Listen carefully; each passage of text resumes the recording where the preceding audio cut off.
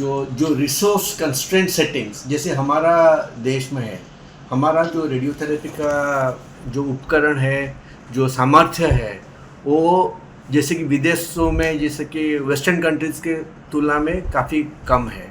जो हमारा मशीन के नंबर, ट्रेनिंग, स्टाफ, ये सब की जो है नंबर्स काफ़ी कम है। लेकिन ये जो है कैंसर का नंबर्स बढ़ता जा रहा है।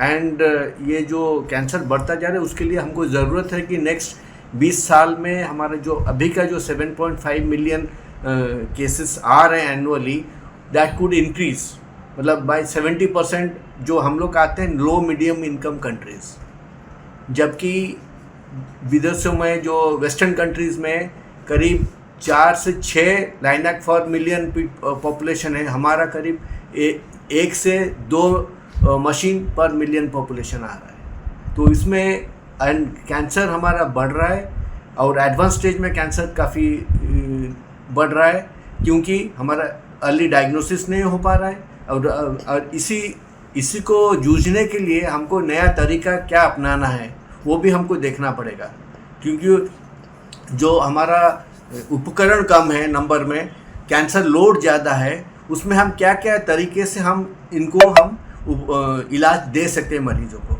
एक तो तरीका हो सकता है कि जो जैसे कि आमतौर पर जो रेडिएशन का करीब 6 हफ्ता का इलाज होता है, कुछ हिस्से में हम ये कर सकते हैं कि वो 6 हफ्ते का हिस्सा को हम मान लीजिए घटा के 1 हफ्ता भी घटा देते हैं, और उसके साथ साथ हम जो 8 घंटे का ट्रीटमेंट टाइम है उसको हम बढ़ा सकते हैं। मान लीजिए 25% समय बढ़ा दिया ताकि 10 घंटा हो गया, और हम उसके साथ 12 घंटा कर लें। उससे देखा जाएगा कि आमतौर पर एक रेडियोथेरेपी मशीन में करीब 500 मरीज ट्रीट हो सकते हैं।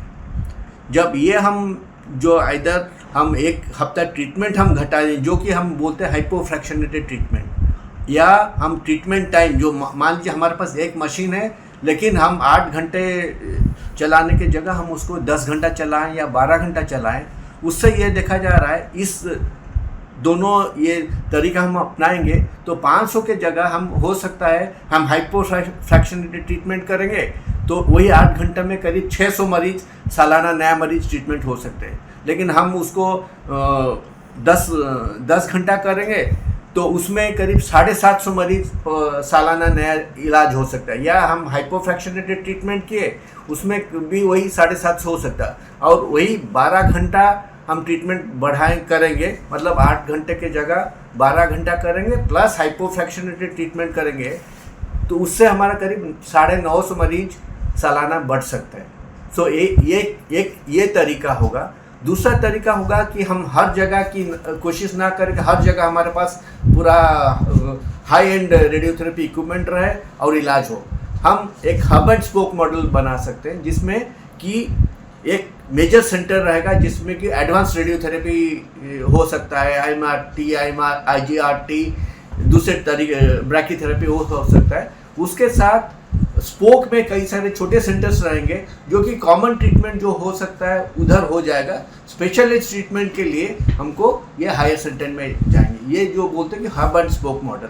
और हम कोलैबोरेटिव ये कर सकते हैं, एक सेंटर में मान लीजिए ब्रैकीथेरेपी नहीं है, उधर टेलीथेरेपी दूसरी जगह होगा, ब्रैकीथेरेपी के लिए हम ये सेंटर में भेज सकते हैं। तो कोलैबोरेटिव इफेक्ट से कई बार हमको मरीजों का फ़ायदा मिल सकता है। और जो एडवांस जो डिजीज़ है उसमें जो कि क्योर नहीं हो पाएगा, जो क्योर नहीं जिसमें हो पाएगा, हम उसको लंबा समय इलाज ना करके शॉर्ट पीरियड ट्रीटमेंट देके उनको कुछ फ़ायदा दें।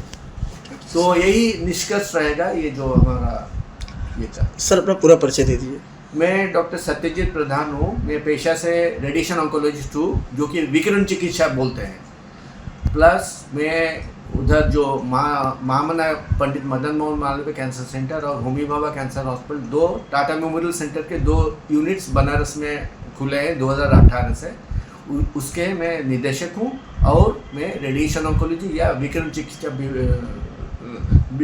चिकित्सक हूँ उसी हॉस्पिटल में। मैं डॉक्टर मदन लाल ब्रह्मभट्ट हूँ, vice chancellor Hemwati Nandan Bahuguna medical education university Dehradun.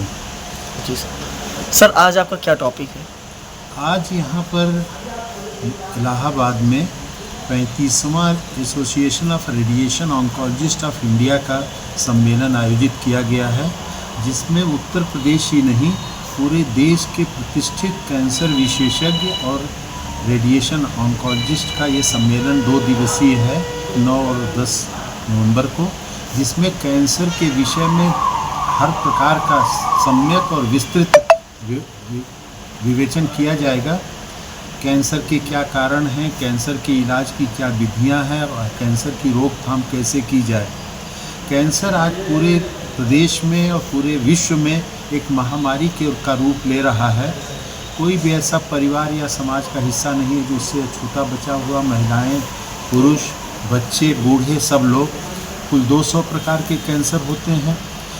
सौभाग्य ये है कि 85 से 90% कैंसर से बचाव संभव है, जिनका वातावरण के कारणों से, वातावरणजन्य कारणों से इनका होता है। और इसमें तंबाकू सर्वप्रमुख है। 1/3 से ज़्यादा कैंसर तो केवल तंबाकू के प्रयोग को बंद करने से ही रोका जा सकता है। तंबाकू खाने वाली और स्मोकिंग वाली दोनों कैंसर के कारण में है। तंबाकू से कुल 14 प्रकार के कैंसर होते हैं। उत्तर प्रदेश में ऐसा अनुमान है कि लगभग 2 लाख से 2.5 लाख के बीच में नए कैंसर के रोगी प्रतिवर्ष होते हैं। जितने कैंसर इलाज की सुविधाएं हैं वो अभी उनके लिए पर्याप्त नहीं है। उसका प्रमाण ये है कि हर कैंसर संस्थान में 2 से 3 महीने की वेटिंग लिस्ट चल रही है। तो आवश्यकता है देश सरकार को और भारत सरकार को कि समस्त मेडिकल कॉलेज जितने भी हैं प्रदेश में, प्राइवेट में या सरकारी, सब में रेडियोथेरेपी की सुविधा, कैंसर के इलाज की सुविधा प्रारंभ की जाए। क्यों ये आवश्यक है? क्योंकि प्रारंभिक अवस्था में कैंसर का इलाज सफल होता है, मरीज क्योर हो जाता है। एडवांस स्टेज में कितना भी प्रयास करें, बहुत कम मरीज क्योर होते हैं। इसी भावना के साथ हम आपको सर एक जानकारी ये चाहिए थी कि अधिकतर कहा जाता है कि कैंसर शुरुआती स्टेज में पकड़ में नहीं आता है, ऐसा क्यों? ये बात सही कहा जाता है कि आरंभिक अवस्था में कैंसर को आसानी से पकड़ा नहीं जा सकता है, लेकिन अगर समाज में अवेयरनेस फैलाई जाए, जागरूकता फैलाई जाए और चिकित्सक भी अगर सजग हों तो ज़्यादातर कैंसर का आरंभिक अवस्था में भी पहचान किया जा सकता है, क्योंकि जांच की विधियां बहुत ही विकसित हो गई हैं। Ultrasound, CT scan, MRI, PET scan और तरह तरह के नाना प्रकार के बायोकेमिकल टेस्ट हैं जिनसे इसका संभव है जांच हो पाना। उससे बड़ी बात यह है कि जो मुख्य कैंसर भारत में है, मुंह का कैंसर, छाती का महिलाओं में कैंसर और बच्चेदानी के मुंह का कैंसर जिसको कार्सिनोमा सर्विक्स कहते हैं, ये तीनों कैंसर ऐसा है जिसमें कोई बहुत बड़ी जांच की ज़रूरत नहीं है। केवल टॉर्च से एग्जामिनेशन करके या छाती का हाथ से एग्जामिनेशन करके ही कैंसर को प्रारंभिक अवस्था में पकड़ा जा सकता है।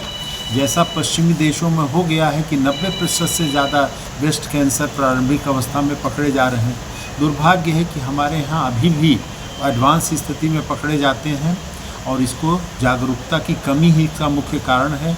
हम चिकित्सकों का इसमें बहुत बड़ी भूमिका है, जिम्मेदारी है कि हम समाज को इसके बारे में जागरूक करें और आप लोगों जैसे मास मीडिया के लोगों के द्वारा, पत्रकारिता द्वारा, प्रिंट मीडिया के माध्यम से और इलेक्ट्रॉनिक मीडिया के माध्यम से भी इसकी जानकारी लगातार दी जा रही है। इसको और ज़्यादा देने की आवश्यकता है। सर एक सवाल और लास्ट, कहते हैं कि बायोप्सी की जांच में जब बायोप्सी ली जाती है, टुकड़ा लिया जाता है, उससे कैंसर तेज़ी से फैलता है, क्या ये सही है?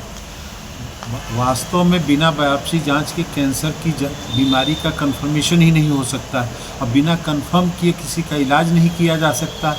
बायोप्सी करवा के व्यक्ति अगर इलाज नहीं कराएगा तो कैंसर तेज़ी से बढ़ता है, लेकिन बायोप्सी न भी कराए तो भी कैंसर बढ़ता रहेगा। ऐसा नहीं कि रुकेगा बायोप्सी नहीं कराया तो बायोप्सी करा के कुछ लोग कैंसर का नाम सुन करके फिर भाग जाते हैं, इधर उधर झाड़ फूंक पे चले जाते हैं या होम्योपैथी का इलाज करते हैं, आयुर्वेद का इलाज करते हैं, उसमें स्थिति ज़्यादा खराब होती है। तो वास्तव में बायोप्सी से उतना डरने की ज़रूरत नहीं है, बायोप्सी करवाना आवश्यक है। बायोप्सी में कैंसर आए तो आगे उसका इलाज कराएं, क्योंकि आज की तारीख में अगर हम सामान्य रूप से कहें तो 2/3 कैंसर क्यूरेबल हैं। तो इसलिए आवश्यकता है कि उसकी जाँच करा के सब सही इलाज विशेषज्ञ से कराया जाए। अगर आप ये वीडियो YouTube पर देख रहे हैं तो हमारे चैनल को सब्सक्राइब करें और बेल आइकन को दबाना ना भूलें। अगर आप Facebook पर ये वीडियो देख रहे हैं तो हमारे पेज को लाइक करें।